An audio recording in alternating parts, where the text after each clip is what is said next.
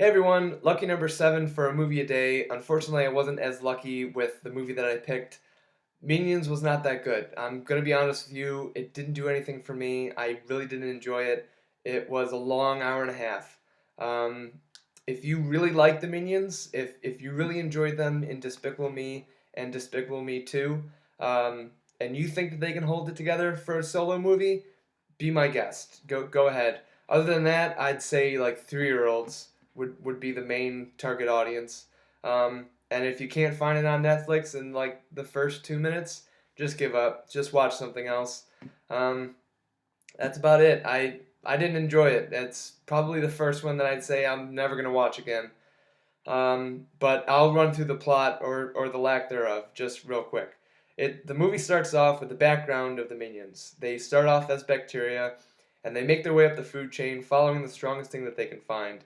So they just end up being perpetual minions, hence the name. And they find man and mankind, and they follow mankind through their history. They follow the Vikings, they follow the Roman Empire, they follow Napoleon.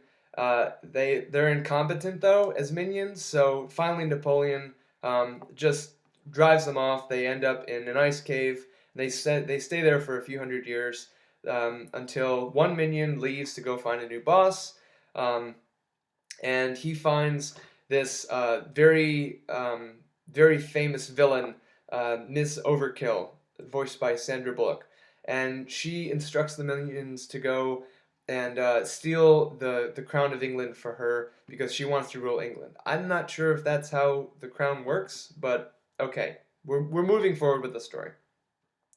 And so they go and they don't get the crown because they're incompetent, but one of the minions ends up accidentally pulling out the Sword of the Stone, so he gets crowned King of England.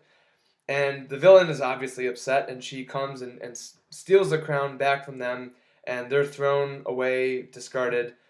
She obviously, doesn't do a very good job of ruling over England, and the minions come back. They rise up against her.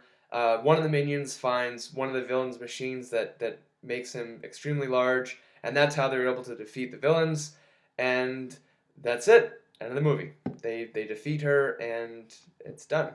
And it takes an hour and a half. Took me about 3 minutes. Takes them an hour and a half to give you that story. So, yeah, that's about it. The only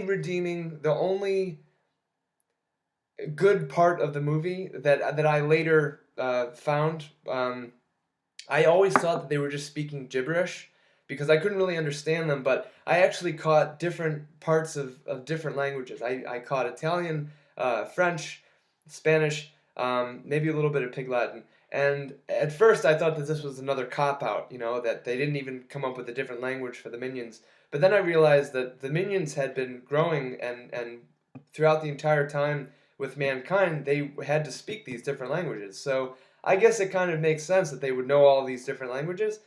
That's the only interesting thing I found of the movie. So yeah, I'm going to be honest, halfway through I even got up and made myself a sandwich. It was a really good sandwich. It's a shit movie.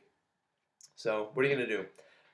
If you have a comment or you want to discuss something, leave something below. If you want to somehow prove to me that the minions are good characters and it was a good movie, go ahead. If you'd like me to review any movie, anything that you have in mind, let me know. Otherwise, I look forward to the next video, and I'll see everyone later. Thanks.